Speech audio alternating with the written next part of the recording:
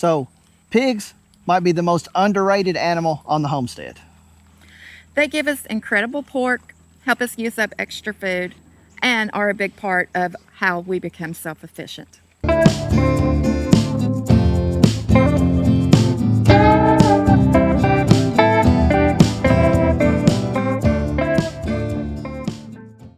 Hey guys, welcome back to STA Farms. So in today's episode on this self-sufficient series, we're talking about how we raise pigs for pork on our homestead. So we added pigs after we added chickens because it just made so much sense. They were the right next step for us to grow on our self-sufficient journey. They grow fast, good meat, and they're pretty easy to keep too. And they're fun to watch because every pig has its own personality. Yeah, that's true. And I will have to give credit to Brandy on this one. She wanted to get pigs. I was super reluctant about getting pigs. Had zero experience with pigs. But 3 years ago, when we got our first 4 pigs, I was super glad that we did once we got that meat back. So we raise our pigs on pasture. That's how we've always done it. That's what worked best for us. We'll start them out in a lot, get them trained to an electric fence, then we'll open up some woods for them to root and just be a happy pig in. Okay guys, how we do this as far as our pig lot, we use cattle panels. As you can see here, this here is a cattle panel.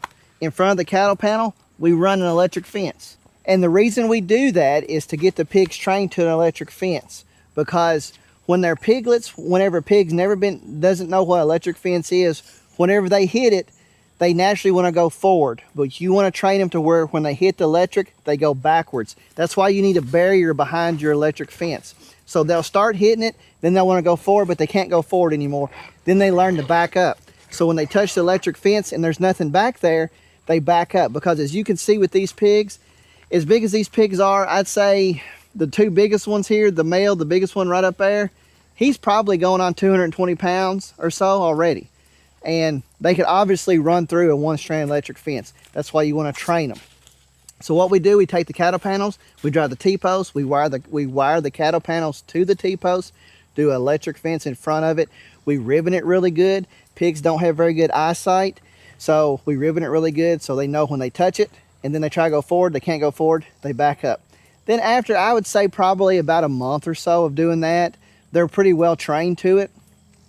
And then we will open up our woods. As you can see here, we do a 1-strand electric fence through the woods. We clean it out. We will spray it sometimes, or we'll just weed eat underneath it, but we want it really good and clear, and we will mark it. When the pigs come across it, they know not to back up. As you see this pig right here, whenever she comes up, she sees the electric fence, she immediately backs up because she knows she don't want to get shocked. That's how you want it. And then we expand our lot through the woods. We run it however big we think we need it. If at any point we think we need to open up more, we just expand it. As far as water, what we do, we have a 55-gallon barrel that we have a pig nipple in. Pigs are naturally curious animals, so once we get this water barrel set up, they will go up to it and they'll start biting on it, and then they'll see that the water comes out. Now when we first get them as piglets, we do keep water out in a bowl. The main thing is with the water barrel is you want to make sure they're big enough to get up to the pig nipple. But it won't take very long at all for them to get to it. We do, like I say, keep water out in a bowl until we see them drinking out of the pig barrel though. So we take the pig barrel. Obviously it depends on how hot it is as far as how much water they drink and the size that they are. But as you see our setup here, we have it set up on a gutter system to where when it rains it fills up. If we get rain regularly, we normally don't have to fill it up too often, but if it gets hot and dry, we have to fill it up about every day whenever they get about this size here. This right here is what we use once we turn them out into our woods. Whenever the fence is grounded out or not working, this light here will blink and that tells us that there's a problem with the fence for us to go investigate. But this right here is what we like to use once we get them opened up into the woods. That way we know if there's a problem with the fence, we can go find it and fix it. So you might be asking yourself, well, what kind of pig should we get? Well, the answer to that is really whatever kind you can find. Now, if you have a lot of options of different types of pigs you can get, you can obviously be selective on that. But if you don't have a lot of options around where you live, you might just have to settle with what you can find.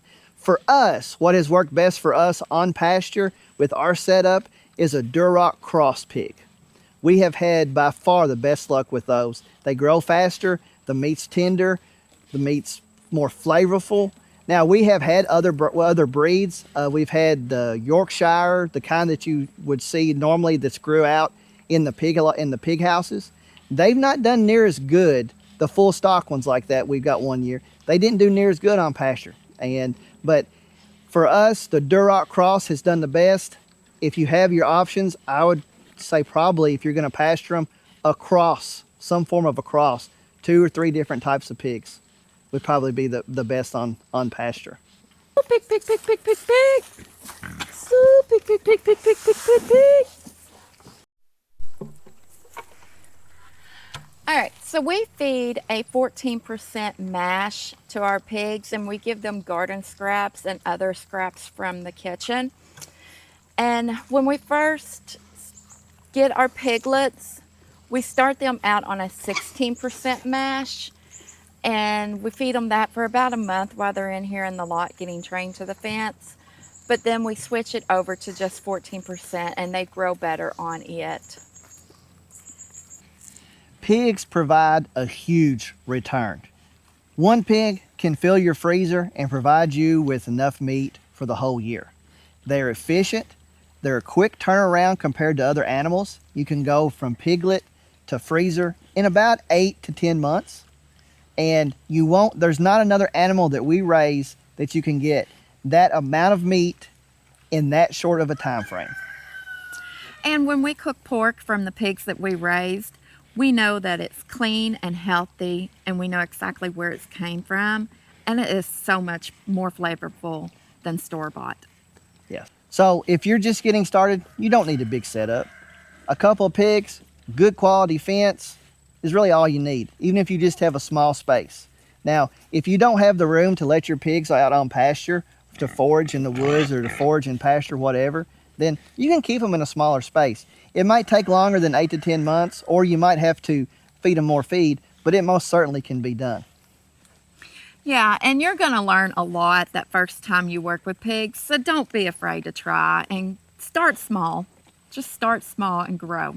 Yeah, start just with 2 pigs. I would recommend you doing at least 2. At least 2. Yeah. They're kind of herdy animals, but I'd recommend you doing at least 2, but just use what you have. So guys, for us, pigs are one of the best parts of being self-sufficient. We want to thank y'all for watching on the Self-Sufficient series, and be sure to hit that like button and subscribe, because our next episode in this series is how we raise our garden. So guys, thank you again, and we'll catch you on the next one. Bye. Bye. Guys.